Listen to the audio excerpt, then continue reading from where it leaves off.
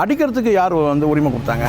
அடித்து காயப்படுத்தியிருக்கிறாருன்னு தெளிவாக தெரியுது. அந்த பொண்ணு தானாக அடிச்சுக்குமா? காவல்துறை அதிகாரிகளால் வந்து கற்பழிக்கப்பட்ட அந்தியூர் விஜயா வழக்கெல்லாம் எடுத்தோம்னு கேட்டால் அதுவும் மனித உரிமை அமைப்புகள் தான் எடுத்து இதை செஞ்சாங்க. விபச்சார வழக்கில் வந்து அவர் இது பிளாக்மெயில் பண்ணாருன்ற மாதிரி சொல்கிறாங்க. கார்த்திகை செல்வன் வந்து பார்த்தீங்கன்னா அவர் ஐடியாலஜியில் கொண்டு வந்து திணிக்கலை, சரிங்களா? மடக்கி கேள்வி கேட்ட ரவி பெர்னாடு ஜெயலலிதா கிட்ட மட்டும் வந்து பார்த்தீங்கன்னா பம்முனை மட்டும் இல்லை, அதுக்கப்புறம் அந்த டிவிலே போய் செட்டில் ஆகிட்டார். பாண்டே நீங்கள் எடுத்துங்கன்னு கேட்டிங்கன்னா வாழைப்பழத்தில் வந்து ஊசி எடுத்துகிற மாதிரிலாம் கிடையாதுங்க, கடபாரை இருக்கிற மாதிரி. இப்போ நீங்கள் முக்தார் எடுத்துங்கன்னா ஊசியும் கிடையாது, கடபாரம் கிடையாது, கோடாலி. நாம் தமிழரில் வந்து பார்த்தீங்கன்னா அவங்களுடைய ஐடி விங்கில் கிட்டத்தட்ட 100கணக்கான பேர் ஐடி விங்கில் வச்சுட்டு என்னை வந்து ரொம்பவும் என்னை மோசமாக விமர்சனம் பண்ணுறாங்க. யார் விஐபி வந்தாலும் சீமானை பிடிச்சி இருக்கிறாரு. சீமானாக இருக்கட்டும் இல்லை வேறு யாராக இருக்கட்டும், ஒரு வன்மமாகவும் பேசக்கூடாது, அதே சமயத்தில் கார்த்திகை செல்வன் மென்மையாகவும் பேசக்கூடாது. நான் சொல்கிறதெல்லாம் நீங்கள் போடுவீங்களா? ஜெயலலிதா போய் கேட்பீங்களா? பண்ண மாட்டீங்க. காரணம் சிங்சக்குன்னு சொல்லி விஜயகாந்த் பேசினார். அதனால இல்லை, ஈஸ்வரி வந்து ஒரு சாதாரண வந்து ஒரு பெண்மணி தான், என்ன ஒரு பெரிய மீடியா வச்சுட்டா பெரிய இதுவான்னு சொல்லிட்டு. ஆனால் ஈஸ்வரிக்கு பின்னாடி 100 மீடியா இருக்குது. தமிழ்நாடு பாஜக வந்து மாநில தலைமை வந்து ஒரு வடிகட்டின முட்டாள்கிட்ட இருக்குன்னு நினைக்கிறேன். சார் வணக்கம். வணக்கம். நாங்கள் பல்லாவரம் தொகுதி டிஎம்கே எம்எல்ஏ கருணாநிதியுடைய மகனும் வந்து சரணடைஞ்சிருக்கிறாங்க. அந்த வழக்கு வந்து அடுத்த கட்ட நகர்வு எப்படி இருக்குங்க சார்?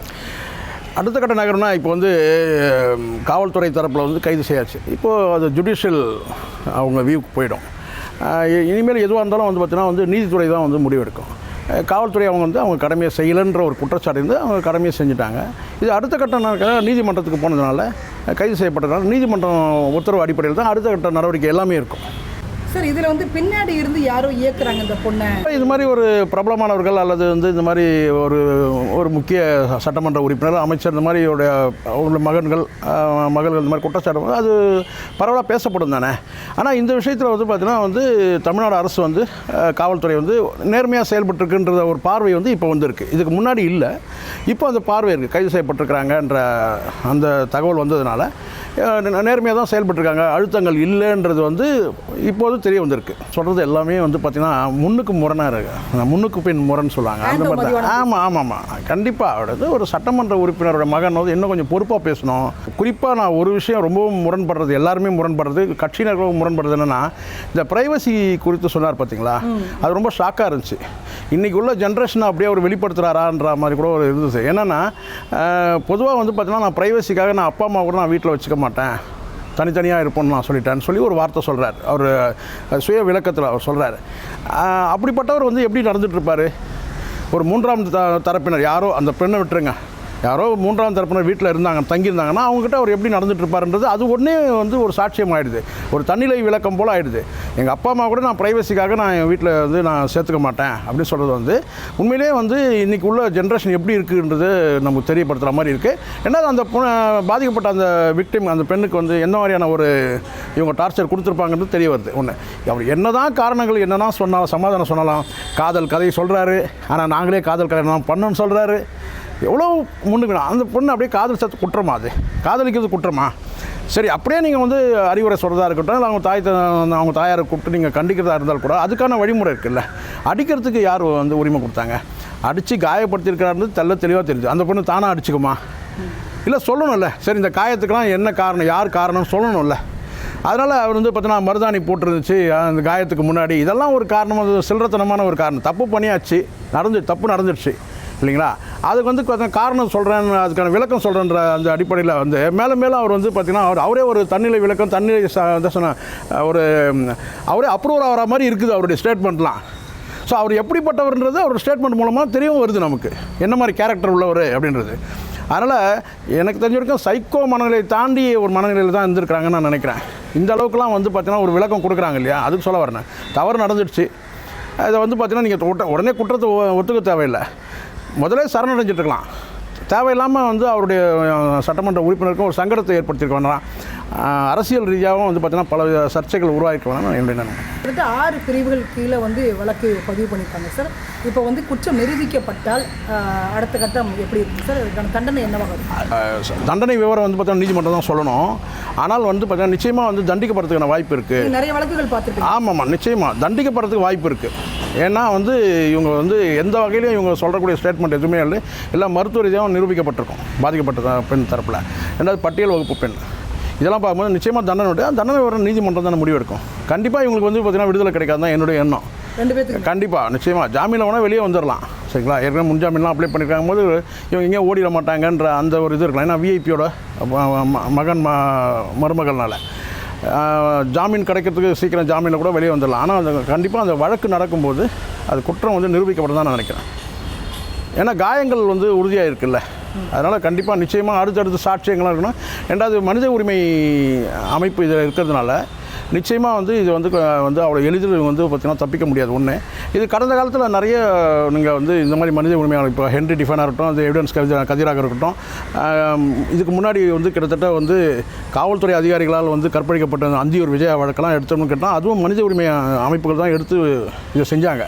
ஸோ அதில் காவல்துறை அதிகாரிகளே வந்து கிட்டத்தட்ட ஒரு 13 பேர் தண்டிக்கப்பட்டாங்கன்றதுலாம் இருக்குது கடந்த காலத்தில். அதனால் இன்றைக்கி அவர் சட்டமன்ற உறுப்பினர் அவருடைய பொறுப்பு பார்த்திங்கன்னா அவர் ஒன்றும் இதை வந்து பெருசாக எடுத்துக்கிட்ட மாதிரி தெரியல. ஒரு வேளைக்கு வந்து பார்த்திங்கன்னா ஒரு முயற்சி பண்ணியிருக்கலாம். ஒரு வேளை நான் இல்லைன்னு சொல்ல மாட்டேன்.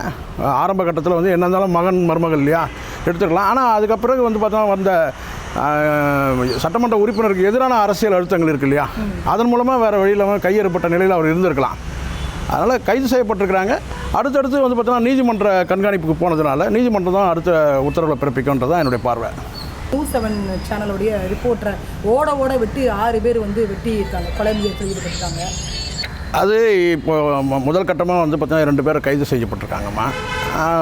அவங்க வந்து சில ஸ்டேட்மெண்ட் என்ன சொல்கிறாங்கன்னா, இவர் ஏதோ வந்து பார்த்தீங்கன்னா வந்து நியூஸ் 7 அந்த நிருபரே வந்து ஏதோ வந்து அவர் வந்து அதாவது என்னன்னாக்கா பிளாக்மெயில் பண்ணாருன்ற மாதிரி அவங்க சொல்லியிருக்கிறாங்க. கைது செய்யப்பட்டவங்களே சொல்லியிருக்கிறாங்க. அதாவது ரிப்போர்ட்டர் நேசப்பிரபு வந்து அவர் பேசுனது, காவல்துறை அதிகாரிகிட்ட பேசுனது, அவங்க வந்து கிட்டத்தட்ட அவரை வந்து சேஸ் பண்ணுறாங்கன்னு சொன்னது, ஃபாலோ பண்ணிட்டு வராங்கன்னு சொன்னது, இதெல்லாம் வந்து பார்த்திங்கன்னா சினிமாவை மிஞ்சிய காட்சிகள் தான் அந்த மாதிரி இருந்தது. அந்த ஆடியோ, ஆமாம் அந்த ஆடியோ.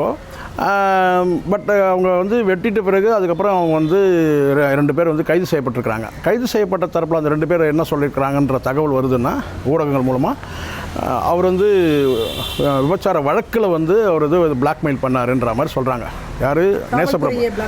காவல்துறையில் நேசப்பிரபு வந்து அந்த வெட்டினாங்க இல்லையா, அந்த கைது செய்யப்பட்ட அந்த தரப்பில் வந்து பார்த்தீங்கன்னா அந்த 2 பேர் கொடுத்த ஸ்டேட்மெண்ட் வந்து எங்களை வந்து பிளாக்மெயில் பண்ணார் அவர் அப்படின்ற மாதிரி சொல்கிறாங்க. அது அடுத்த கட்டம் அவர் வந்து வரணும் இல்லையா. இப்போ நேசப்பிரபு வந்து அவர் தரப்பில் என்ன சொல்கிறாங்கன்றது, இப்போ கைது பாதிக்கப்பட்டவர் இவர், பாதிப்பை ஏற்படுத்தினவங்க தரப்பில் சொல்கிறாங்க இதுக்கு இந்த காரணத்துக்கு தான் நாங்கள் வந்து அவர் வந்து வெட்டணுன்ற மாதிரி சொல்கிறாங்க. எங்களுக்குள்ளே தள்ளுமுள்ளு நடந்துச்சு, இது முன்னாடி பேச்சுவார்த்தையில் தள்ளி விட்டுட்டு அவர் ஓடி போயிட்டார், அதனால் நாங்கள் வந்து அவரை வந்து கொல்லணுன்ற முறையில் நாங்கள் வந்து வெட்டினோம் அது மாதிரி சொல்கிறாங்க.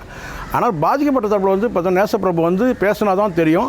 நேசப்பிரபு வந்து ஏற்கனவே காவல்துறை அதிகாரிகள்கிட்ட இருந்து ஏதாவது புகார் கொடுத்துருக்கிறாரா, இந்த ஆடியோ இல்லாமல் ஏற்கனவே வந்து புகார் தெரிவிச்சிருக்கிறாரன்றதெல்லாம் இன்னும் செய்திகள் வந்து வெளியே வரல. ஆனால் உண்மையிலே வந்து மிக கண்டிக்க தகுந்த ஒரு வன்முறை தான் இது. இந்தளவுக்கு மோசமாக வந்து என்றைக்குமே நான் இதுக்கு முன்னாடி என்னோட எவ்வளோ செய்தியாளர்கள் கொல்லப்பட்டிருக்கிறாங்க.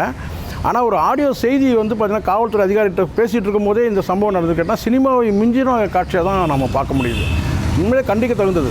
பத்திரிகையாளருடைய அந்த பாதுகாப்பு அப்படின்றதுல ஒரு கேள்வி நிச்சயமாக. ஏன்னா இப்போ இந்த அரசு எனக்கு தெரிஞ்சுக்கும் திமுக அரசு வெளிப்படையாக சில விஷயங்கள் நம்ம பேசணும்னா இவங்களும் வந்து பார்த்திங்கன்னா வந்து சாதாரண இப்போ இது வந்து மீடியா புரட்சி இப்போ நடக்குது. இந்த யூடியூப் சேனலாக இருக்கட்டும், மெயின் ஸ்ட்ரீம் மீடியாவாக இருக்கட்டும், ஒரு மீடியா புரட்சி நடந்துகிட்டு இருக்கும்போது இந்த மாதிரியான ஒரு வழக்கு பதிவு பண்ணுறது, மாற்று கருத்து சொல்கிறவங்கள, இல்லை வந்து ஒரு ஆட்சிக்கு எதிரான கருத்து சொல்கிறவங்க, இல்லை கட்சிக்கு எதிரான கருத்து சொல்கிறவங்கள வந்து பார்த்திங்கன்னா வந்து கட்சி தலைவர்களுக்கு எதிரான கருத்து சொல்கிறவங்கள வந்து கைது செய்கிறதுன்றது வந்து நீங்கள் சாதாரண வழக்கில் நீங்கள் கைது செய்தால் கூட பார்த்திங்கன்னா இந்த மாதிரியான வந்து பார்த்திங்கன்னா மீடியாக்கள் மூலமாக பல செய்திகள் வந்து வெளியாகிறதுக்கு வந்து பார்த்திங்கன்னா வெளியாகிறது மூலமாக பல விஷயங்கள் அம்பலப்படும் போது இந்த மாதிரி வன்முறையில் இறங்கிறதுக்கு வந்து பார்த்திங்கன்னா அரசே வந்து பார்த்திங்கன்னா ஒரு முன் உதாரணமாக இருக்கோ. அரசு தரப்பில் வழக்கு பதிவு பண்ணுறாங்க. சாதாரண வந்து பார்த்திங்கன்னா வந்து இந்த மாதிரியான வந்து ஒரு என்ன சொன்னோம் முறைகேட்டில் ஈடுபடக்கூடியவங்க, இப்போ உங்களுக்கு உதாரணத்துக்கு அங்கே கன்னியாகுமரி மேட்டர் எடுத்து அங்கே வந்து பார்த்திங்கன்னா வந்து ஃபேஸ்புக்கில் போட்டாருன்றது தான் பிரச்சனை. அவர் பத்திரிகையாளர் இல்லை, ஆனால் ஃபேஸ்புக்கில் போட்டார், கொலையை பண்ணிட்டாங்க. அப்போது இந்த மாதிரி ஒரு சகிப்புத்தன்மை வேணும் இந்த அரசுக்கு. திமுக அரசுக்கு வந்து பார்த்திங்கன்னா சகிப்புத்தன்மை இல்லையோ ஒரு வேலை. ஒரு சாதாரண ஆட்களை நீங்கள் வந்து வழக்கு பதிவு பண்ணுறீங்க, இல்லை ஒரு கட்சியினரை நீங்கள் வழக்கு பதிவு பண்ணுறீங்க. இப்போ முறைகேட்டில் நடக்கக்கூடிய இந்த மாதிரி வந்து பார்த்திங்கன்னா வந்து இந்த ரவுடி எலிமெண்ட்ஸோ இல்லை வேறு யாரோ அரசியல் வந்து சார்புள்ளவங்க முறைகேடு செய்யக்கூடியவங்க கொல்லணுன்ற முடிவுக்கு போயிடுறாங்க. அப்போ அரசு முதல்ல வந்து கேட்டால் இந்த மீடியா வந்து பார்த்திங்கன்னா செய்திகள் வெளியிடும் போது பார்த்திங்கன்னா ஒரு சகிப்புத்தன்மையை வந்து கடைபிடிக்கணுன்றது என்னுடைய பார்வமாக பொதுவாக தான் நான் சொல்கிறேன். அதே சமயத்தில் இன்னொன்று நான் சொல்கிறேன், செய்தி ஊடகங்களும் வந்து பார்த்திங்கன்னா குறிப்பிட்ட ஒரு தலைவர்களை வந்து கார்னர் பண்ணுற மாதிரி இல்லை வந்து பார்த்திங்கன்னா வன்மத்தை கொட்டுற மாதிரியும் செய்திகள் வெளியிடக்கூடாது. அதுவும் நடக்குது, அது நம்ம மறுக்கக்கூடாது இல்லையா? நம்ம ஊடகத்தில் இருக்கிறதுனாலே வந்து பார்த்திங்கன்னா ஒரு சைடு பேசக்கூடாது. சில செய்தி சேனல்களில் வந்து பார்த்திங்கன்னா அது மெயின் ஸ்ட்ரீம் மீடியாவாக கூட இருக்கட்டும், அல்லது வந்து சாதாரண வந்து யூடியூப் சேனல் இருக்கட்டும், குறிப்பிட்ட ஒரு அரசியல்வாதியே வந்து வன்மத்தை கக்கிற மாதிரி அவர் மேலேயே வந்து அடுத்து இதே ஒரு முழு நேர தொழிலாக வந்து செய்கிறாங்க. விமர்சனம் பண்ணலாம், ஆனால் குறிப்பிட்ட ஒருத்தரையே வந்து பார்த்தீங்கன்னா அவர் வந்து பார்த்தீங்கன்னா அவர் வந்து வன்மத்தை கொட்டுற மாதிரி செய்தி வெளியிடுறதும் அவ்வளோ சரியானதாக இல்லைன்னு நான் பார்க்குறேன். அதனால தான் பாஜக மாநில தலைவர் அண்ணாமலையை எதிர்த்து வந்து நம்முடைய பத்திரிகை சங்கம் அவர் இந்த விஷயத்தில் ஒரு 2 விஷயம் பண்ணாங்க. இந்த 2 விஷயம், ஒரு ஊடகவியலாளர் வந்து பார்த்தீங்கன்னா கேள்வி கேட்குறாங்க. கேள்வி கேட்குறதுல அவங்களுக்கு சுதந்திரம் இருக்குது. அவங்க கேட்குறதுல வந்து பார்த்திங்கன்னா வந்து அது வந்து எப்படி கேட்டாலும் நான் சொல்கிறேன், அது கேட்டால் ஒரு வன்மத்தை கொட்டுற மாதிரி கேட்டாலும் அது வந்து பார்த்திங்கன்னா அது அவங்களுடைய விருப்பமாகிடுது. சரிங்களா? பொதுவான கருத்தை நம்ம சொல்ல முடியும், இப்படி கேட்கக்கூடாதுன்னு சொல்ல முடியும். அதே சமயத்தில் வந்து பார்த்திங்கன்னா இல்லை இவர் சொல்கிற மாதிரி வந்து பார்த்திங்கன்னா மென்மையான போக்கை வந்து கடைப்பிடிக்கிறான்னு வச்சுக்கோங்க, அந்த ஊடகம் தான் முடிவு பண்ணுது, செய்தியாளர் முடிவு பண்ணுறாங்க. இவர் எப்படி அதை சொல்ல முடியும்? ஊடக சுதந்திரம்ன்றது வந்து பார்த்தீங்கன்னா அவர் என்ன கேள்வி கேட்கணுன்றது வந்து இப்போது சில யூடியூப் சேனல்லே கூட எடுத்துங்க, ஆங்கர் தான் டிசைட் பண்ணுறாங்க, இல்லை அந்த செய்தி நிறுவனம் டிசைட் பண்ணுது இதை கேட்கணும்னு சொல்லிட்டு. கார்த்திகை செல்வன் வந்து பார்த்தீங்கன்னா அவரோட ஐடியாலஜியில் கொண்டு வந்து திணிக்கலை. சரிங்களா? அவர் வந்து கேட்கும் போது பார்த்தீங்கன்னா சில தொடர்ச்சியாக இப்போ இதை எடுத்து ட்ரோல் பண்ணும்போது நான் கேட்டேன்னா, அவர் கடந்த காலத்தில் எடுக்கும்போது கேட்டேன்னா இதை எல்லாருமே செஞ்சுருக்காங்களே. கடந்த காலத்தில் ரவி பர்னர் அவர்கள் பேட்டி எடுக்கும்போது பார்த்தீங்கன்னா ஒரு சர்ச்சை உருவாச்சு. யாருக்காவது தெரியுமா? அது நான் சொல்ல கிட்டத்தட்ட ஒரு 25 வருஷத்துக்கு முன்னாடி உள்ள கதை சொன்னேன். இல்லை அவர் எல்லாரையும் கேள்வி இல்லை அதுதான் நான் சொல்ல வரேன். என்னென்னா இதுக்கு முன்னாடி எல்லாரையும் கேள்வி கேட்டிருக்கிறாரு, எல்லாரையும் கிராஸ் பண்ணுவார், அவருடைய பாணியிலே வாழைப்பழத்தில் ஊசி ஏற்றுற மாதிரி வந்து கிராஸ் பண்ணுவார். சரிங்களா? ஆனால் அப்படிப்பட்டவர் ரவி பர்னாடு ஜெயலலிதா அவர்களை பேட்டி எடுக்கும்போது அந்த மாதிரி வாழைப்பழத்தில் ஊசி ஏற்றுற மாதிரிலாம் கேள்வி கேட்கல. அவரும் பம்முனார், ரவி பர்னாடு பம்முனார். எப்போ யாருக்கிட்ட அப்போ ஒரு சர்ச்சையாச்சு. எல்லாரையும் வந்து இப்படிலாம் கேள்வி கேட்ட மடக்கி கேள்வி கேட்ட ரவி பர்னாடு ஜெயலலிதா கிட்ட மட்டும் வந்து பார்த்தீங்கன்னா பம்முனை மட்டும் இல்லை, அதுக்கப்புறம் அந்த டிவிலே போய் செட்டில் ஆகிட்டார். சன் டிவிலேருந்து எடுத்த பிறகு அதுக்கப்புறம் சன் டிவிலேருந்து அவர் எடுத்தாங்க. இந்த வரலாறுலாம் உங்களுக்கு தெரியாது. சன் டிவிலேருந்து அதுக்கப்புறம் எடுத்தாங்க. அதுக்கப்புறம் என்ன சென்டர் நேராக ஜெயா டிவியில் போய் செட்டில் ஆகிட்டார். ஸோ இது கடந்த கால வரலாறு. வாழைப்பழத்தில் ஊசி ஏற்றுற மாதிரி. இதே பாண்டே நீங்கள் எடுத்துங்கன்னு கேட்டிங்கன்னா வாழைப்பழத்தில் வந்து ஊசி ஏற்றுற மாதிரிலாம் கிடையாதுங்க, கடப்பாரை இருக்கிற மாதிரி பாண்டே கேள்வி கேட்குறேன். புரியுங்களா? ஆனால் அந்த பாண்டேவும் வந்து ஒரு கட்டத்துக்கு மேலே தஞ்சை டிவியில் நிலைக்க முடியல. காரணம் கேட்டால் இவர் அதை பண்ணிட்டார், இன்னும் கொஞ்சம் அதிகமாகவே சொல்லிட்டாங்க, அவர் இங்கே காசு வாங்கிட்டாரு ஒரு ரூமரை கிளப்பி விட்டாங்க. அது ரூமரோ உண்மையோ செய்தி வந்துச்சு. சரிங்களா? ஸோ அது மாதிரி இருக்கிறேன். இப்போ நீங்கள் முக்தார் எடுத்துங்கன்னா ஊசியும் கிடையாது, கடப்பாரம் கிடையாது, கோடாலி. புரியுங்களா? வரவங்களாம் அத்தனை பேரும் வந்து பார்த்தா ரணகாலமாக தான் ஓடுறாங்க. சரிங்களா? கட்சி சார்ந்து பண்ணுறாரு. அதுதான் இப்போ அதுதான் அவர்கிட்டே வரேன். இப்போ அவர் என்ன பண்ணுறாருன்னு கேட்டிங்கன்னா ஒரு குறிப்பிட்ட ஒரு வந்து பார்த்தீங்கன்னா ஒரு நாம் தமிழரே கூட வச்சுக்கோங்களேன், அவரை கிட்ட கேட்டிங்கன்னா நான் டைரெக்டாகவே பேசியிருக்கேன். அவரை கேட்டால் நான் சொல்கிறார், சார் அவங்க வந்து நாம் தமிழரில் வந்து பார்த்தீங்கன்னா அவங்களுடைய ஐடி விங்கில் கிட்டத்தட்ட 100கணக்கான பேர் ஐடி விங்கில் வச்சுட்டு என்னை வந்து ரொம்பவும் என்னை மோசமாக விமர்சனம் பண்ணுறாங்க அப்படின்னு சொல்கிறார். அதுவும் உண்மையும் தான். ஆனால் அவர் என்னென்னு கேட்டால் யார் விஐபி வந்தாலும் சீமானை பிடிச்சி இருக்கிறார். நீங்கள் பார்த்துருப்பீங்க, ஒரு குறிப்பிட்ட ஒரு அரசியல் கட்சி தலைவரை கூப்பிட்டு பேசுகிறார். இப்போ இது எதுக்கு இதை சொல்ல வரேன்னா, நம்ம ஒரு டாபிக் பேச வந்தோம், அது வேறு எங்கேயோ போகுது. ஊடகங்களும் வந்து பார்த்திங்கன்னா நம்ம தர்மத்தை கடைப்பிடிக்கணும். ஒருத்தர் எதுக்கு தேவை போட்டு நசுக்கணும்? நம்ம வந்து பார்த்திங்கன்னா நம்ம வந்து சகிப்புத்தன்மை நமக்கு வேணும் இல்லை, முதல்ல நமக்கு இருந்தால் தானே ஊடகவியலாளர் இருந்தால் தான் பார்வையாளருக்கு சகிப்புத்தன்மை இருக்கும். நம்மளை இன்னும் கொஞ்சம் வந்து சூப்பர்வைஸ் பண்ணுறாங்க இல்லையா, இவர் என்ன பண்ணுறாங்க, போகிறாங்க வராங்க, என்ன பிரச்சனை சொல்கிறது, அது அரசு தரப்பில் சொல்கிறேன், அது காவல்துறை தரப்பில் இல்லை அரசு, அவங்களுக்கும் ஒரு சகிப்புத்தன்மை வரும். நமக்கே சகிப்புத்தன்மை இல்லை, அப்புறம் பார்வையாளருக்கு எப்படி சகிப்புத்தன்மை இருக்கும்? அதுக்கப்புறம் அரசு கண்காணிக்கிற அரசுக்கு எப்படி சகிப்புத்தன்மை இருக்கும்? முதல்ல நமக்கு சகிப்புத்தன்மை வேணும். அப்போ வரும்போது குறிப்பிட்ட அது யாராக இருக்கட்டும், சீமானாக இருக்கட்டும், அல்லது வேறு யாராக இருக்கட்டும், ஒரு வன்மமாகவும் பேசக்கூடாது. அதே சமயத்தில் கார்த்திகை செல்வன் மென்மையாகவும் பேசக்கூடாது. அவர் எக்ஸ்ட்ரா கரிக்குலர் ஆக்டிவிட்டீஸ்லாம் கேட்குற அளவுக்கு போயிட்டார். அப்போது அண்ணாமலையை நம்ம என்ன சொல்ல முடியும்? அண்ணாமலை ஏற்கனவே பத்திரிகையாளர் சாடிட்டு இருக்கிறாரு. அதனுடைய விளைவு என்னன்னு கேட்டிங்கன்னா, நிச்சயமாக வந்து பார்த்திங்கன்னா அவர் வந்து தாமரை வந்து பார்த்திங்கன்னா நிச்சயமாக மலராது. தொடர்ச்சியாக அவர் வந்து பத்திரிகையாளர்கள் வந்து இந்த ஒரு சம்பவம் மட்டும் கிடையாது, இது ரொம்ப மோசமான கொச்சையான, அவர் எவ்வளோ விளக்கம் கொடுத்தாலும் அசிங்கமான, நேற்று கண்ணன் கூட்டம் தெரியல உங்களுக்கு நடந்திருக்கு. அப்போ இது வந்து பார்த்திங்கன்னா இது மாதிரி அவர் தொடர்ந்து பேசினார். ஏற்கனவே வந்து பத்திரிகையாளர் சாடிட்டு இருக்கிறார். அது மோசமான ஒரு அவருடைய எண்ணத்தின் வெளிப்பாடாக இருக்குது. சரிங்களா? அதனால் இந்த மாதிரியான அந்த வார்த்தையை நம்ம சொல்கிறது கூட நமக்கு கூச்சமாக இருக்குது. அவருக்கு ஒன்றா கூச்சமாக இல்லாமல் போகலாம், அண்ணாமலைக்கு நமக்கு கூச்சமாக இருக்குது அவர் சொன்னது. அவ்வளோ மோசமாக வந்து ஒரு விமர்சனம் தேவையில்லை. உண்மையிலே அவர் சொன்னால் சொல்லலாம். என்னென்னு கேட்டால் அவர் ஜாலரா அடித்தார், இதுக்கு பேருக்கு ஒரு வார்த்தை சிங்சாங் அடித்தார். இதே வந்து விஜயகாந்த் அவர் சொல்வார், நான் சொல்கிறதெல்லாம் நீங்கள் போடுவீங்களா, இதை ஜெயலலிதாட்ட போய் கேட்பீங்களா, பண்ண மாட்டீங்க. காரணம் சிங் சக்குன்னு சொல்லி விஜயகாந்த் பேசினார். அதுக்கே அவரை சிங்சக் ஆக்கி ஒரு வழியாக பண்ணி விட்டாங்க. இப்போ இவர் இந்த மாதிரி மோசமான விமர்சனம் வந்து ஊடகத்தை ஒன்று சொல்கிறோமா, ஊடகத்தை ஒரு அரசியல் தலைவர் ஊடகத்தை அடித்தாங்கன்னா அது மக்களை அடிக்கிறாங்கன்னு பொருள். அண்ணாமலை அது புரிஞ்சுக்கணும். நீங்கள் ஊடகம் தானேன்னு சொல்லிட்டு ஏதோ தனியார் ஊடகம் இது வந்து பார்த்தீங்கன்னா ஒன்றும் இல்லை, ஈஸ்வரி வந்து ஒரு சாதாரண வந்து ஒரு பெண்மணி தான், என்ன ஒரு பெரிய மீடியா வச்சுட்டா பெரிய இதுவான்னு சொல்லிட்டு. ஆனால் ஈஸ்வரிக்கு பின்னாடி 100 மீடியா இருக்கும், 1000 மீடியா இருக்கும். அதனால் போகிற போக்கில் வந்து பார்த்திங்கன்னா வந்து ஊடகங்களை வந்து அவர் சாடுறது இனிமேலாவது நிறுத்திக்கணுன்றது என்னுடைய இது உச்சகட்டமாக அவர் என்னென்னு கேட்டால் ரொம்ப கேவலமாக போயிட்டார். மன்னிப்பு கேட்க முடியாதுன்னு கூட சொல்லலாம், மன்னிப்பு கூந்தல்லாம் கேட்க முடியாதுன்றாரு. ஃபஸ்ட்டு அவர் கூந்தல் இருக்கா, கிராப் தானே வச்சுருக்கிறாரு, கூந்தலை பற்றி எதுக்கு பேசுகிறாரு? அப்போ பெண்களையும் இழிவுபடுத்துகிறாருன்னு சொல்லி எடுக்கலாமா? பெண்களை இழிவுபடுத்துகிறாரு.